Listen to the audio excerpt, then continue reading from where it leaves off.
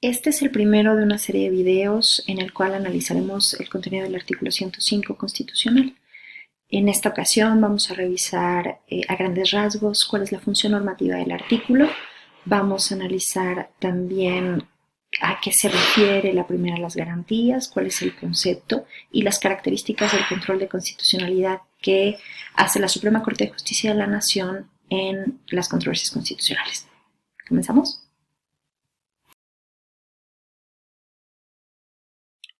Comencemos con la función normativa del artículo 105. Establece tres garantías constitucionales distintas. Además, fija la competencia, la atribución de la Corte como órgano garante de ellas. Y es importante que fijemos nuestra atención en dos disposiciones que aparecen al final de este artículo. En el penúltimo párrafo se señala que no habrá retroactividad de las resoluciones a que se refieren las fracciones 1 y 2, es decir, de las controversias constitucionales y las acciones de inconstitucionalidad, salvo en la materia penal y de conformidad con los principios de esta rama del derecho. Y en el último establece el procedimiento en caso de incumplimiento de las resoluciones emitidas en controversia constitucional o en acción de inconstitucionalidad.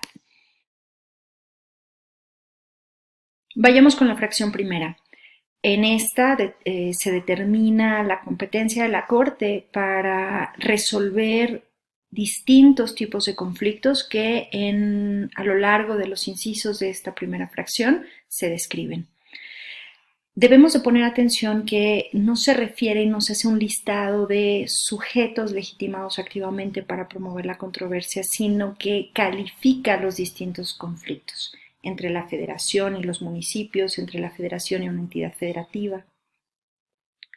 Y es esta relación entre los sujetos y el tipo de conflicto que tienen lo que determinará la materia sobre la cual habrá de versar las controversias constitucionales. Establece con claridad que se excluye de este tratamiento jurisdiccional los conflictos en materia electoral que se lleguen a presentar. Y finalmente, en los últimos dos párrafos de esta fracción primera se determinan los efectos de las resoluciones. Revisemos y analicemos muy bien que estos efectos dependen del tipo de conflicto del que se refiere, es decir, por el tipo de inciso en el cual se encuentre caracterizado el conflicto serán los efectos que podemos analizar o revisar para las resoluciones de la Corte. Bien, ¿qué es una controversia constitucional? Bueno, controversia constitucional es un término ambiguo y puede ser entendido al menos en estos dos sentidos. El primero como un conflicto, como un litigio entre los sujetos establecidos en los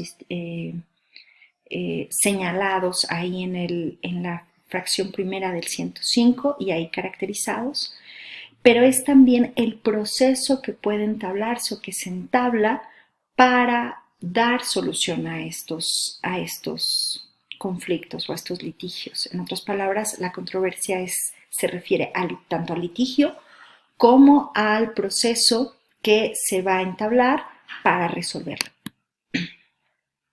Como proceso, la controversia constitucional se caracteriza por el tipo de conflicto que busca dirimir y es un tipo de conflicto claramente competencial.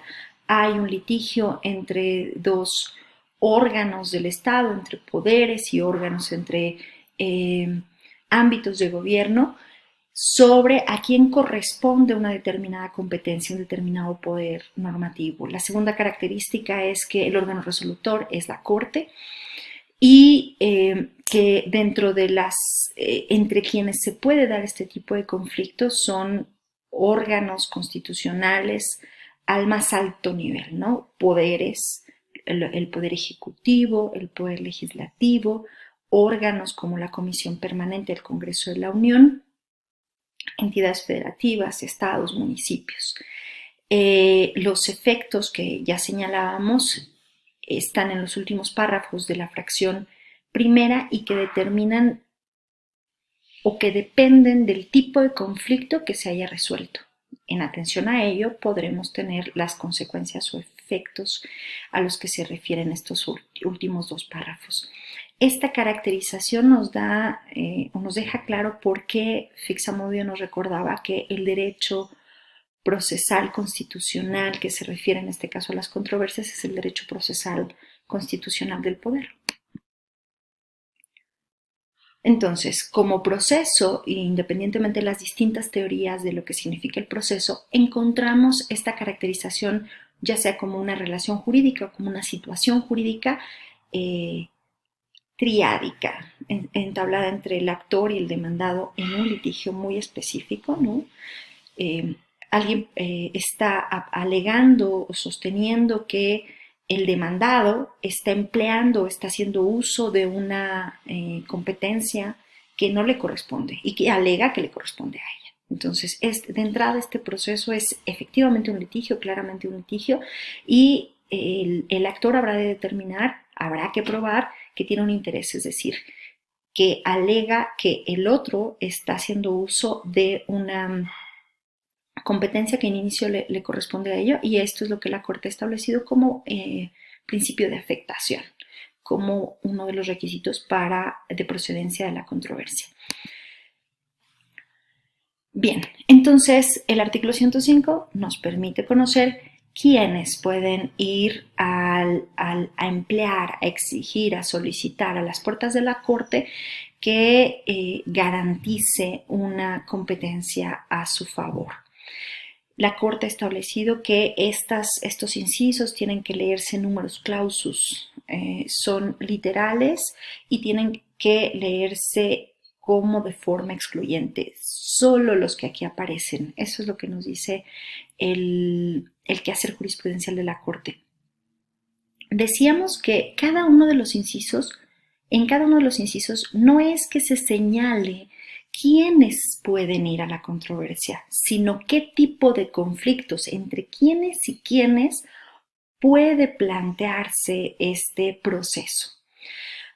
En un sentido muy genérico podemos decir que poderes, órganos, entidades federativas, estados, municipios, órganos constitucionales autónomos, pero no cualquiera frente a cualquiera, sino que cada uno de los incisos está explicando o está especificando el tipo de conflicto, y esto, decíamos, es relevante para después revisar los efectos que puede tener la resolución de la Corte a estos litigios. Así tenemos, por ejemplo, que se distingue entre la Federación y el Poder Ejecutivo, el Congreso de la Unión, la Cámara de Diputados, la Cámara de Senadores, los municipios, las demarcaciones territoriales de la Ciudad de México, que se distinguen entre entidades federativas y estados, y poderes locales, poderes de las distintas entidades federativas, el Ejecutivo, el Legislativo y el Judicial, y a su vez se habla de órganos constitucionales autónomos. Bien, insistimos sobre esta idea de que cada uno de los incisos se refiere a conflictos, a distintos tipos de conflictos caracterizados por los sujetos entre quienes puede darse. Y de esta manera los incisos no se refieren a un solo tipo de conflicto, sino que se señalan distintos. Así, por ejemplo, el inciso A se refiere al conflicto entre la federación y una entidad federativa, el G a un municipio del estado A versus un municipio de un estado distinto. En el caso del inciso L, por ejemplo, aquí tenemos caracterizados dos tipos de conflictos distintos entre un órgano constitucional autónomo versus otro órgano constitucional autónomo, o entre un órgano constitucional y el Poder Ejecutivo. Insistimos, lo que es importante aquí es que se identifique que el conflicto está caracterizado precisamente por o ha sido caracterizado jurisprudencialmente por el tipo de partes que pueden dar lugar al conflicto, entre quienes se desarrolla. Bien, ¿cómo caracterizamos o cómo pueden caracterizarse estos distintos sujetos? La dogmática indica que podemos caracterizarlos ya sea como poderes, ¿no? Poderes legislativo y ejecutivo en el caso de federales, o bien poderes ejecutivo, legislativo y judicial de las entidades federativas, órganos constitucionales autónomos, municipios, otro tipo de órganos como las cámaras de diputados o la de senadores o la propia comisión permanente del Congreso de la Unión. Cada uno de estos órganos están calificados, se entienden calificados para ir a solicitar a la Corte que se pronuncie sobre la posible invasión de esferas competenciales.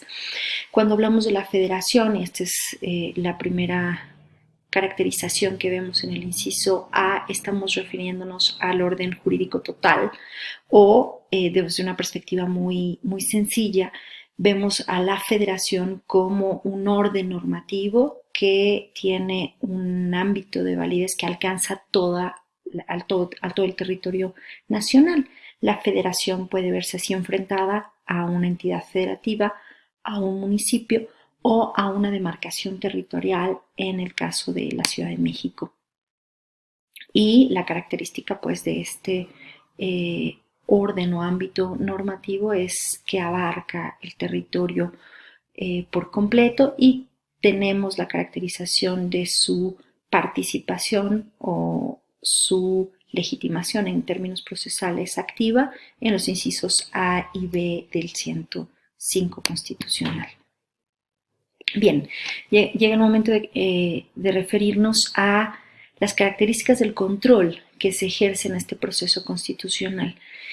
Y vamos a referirnos a estas características, por qué es lo que se controla, cómo se controla, el tipo de control que se ejerce y evidentemente quién ejerce el control. En otras palabras, el control de constitucionalidad que se ejerce en este proceso puede ser caracterizado por estas o a través de las respuestas a estas preguntas.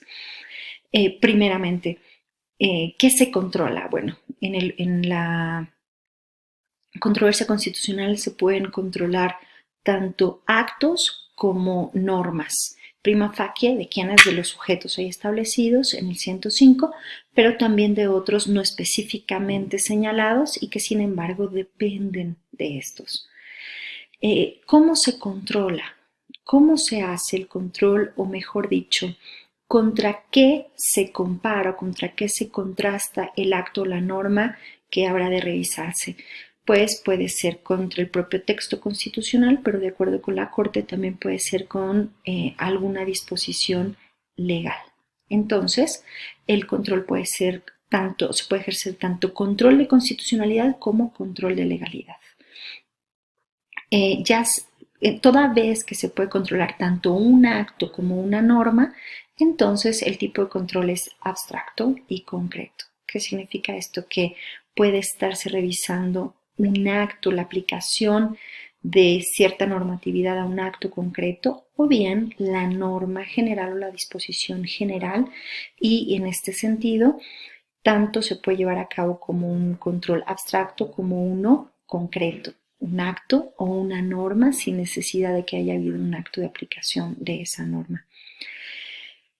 La otra característica del control de constitucionalidad que se ejerce aquí es que lo ejerce ni más ni menos que la Suprema Corte de Justicia de la Nación en una facultad exclusiva, lo que convierte a esta garantía en una expresión del control de constitucionalidad o control constitucional concentrado. Es la Corte y exclusivamente la Corte quien puede resolver este tipo de conflictos y controlar los actos y normas de los distintos sujetos por posible invasión de esferas competenciales. Así llegamos, dice José Ramón Cosío Díaz, la controversia constitucional es un juicio que tiene por objeto resolver conflictos suscitados entre los poderes del mismo distinto ámbito de gobierno con motivo de presuntas violaciones a los principios de división de poderes y o al federalismo, de conformidad con lo establecido en el artículo 105, así como la ley reglamentaria, y dejándonos claro que esto excluye a un tipo de conflictos o controversias que son las que se surjan en materia electoral.